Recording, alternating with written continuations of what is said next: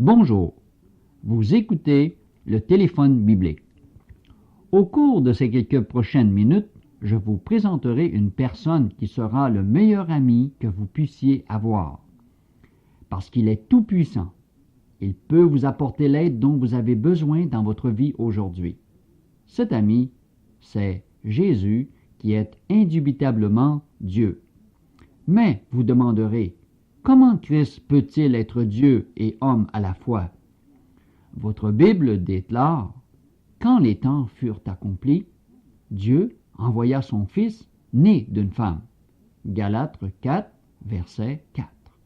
Avant de venir ici-bas comme un homme, le Christ a existé au ciel de toute éternité avec Dieu. Au commencement était la parole, et la parole était avec Dieu, et la parole était Dieu. Elle était au commencement avec Dieu. Et la parole a été faite chair. Elle a habité parmi nous, et nous avons contemplé sa gloire, une gloire comme la gloire du Fils unique venu du Père.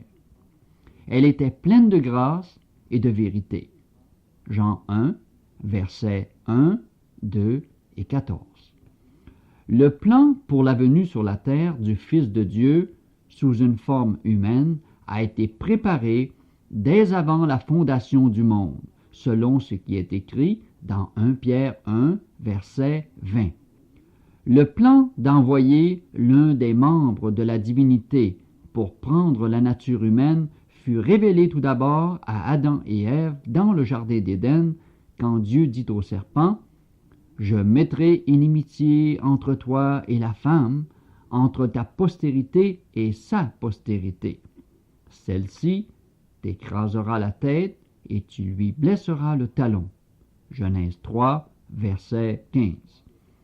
Marie, qui est devenue la mère de Jésus, était avertie avant la naissance de Jésus que celui qui allait naître d'elle était le Fils de Dieu.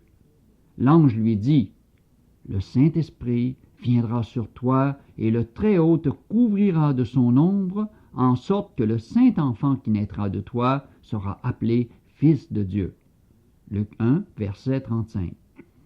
Ainsi, vous pouvez le voir, c'est la naissance de Jésus, né d'une vierge, qui rendit possible cette double nature divine et humaine de Jésus.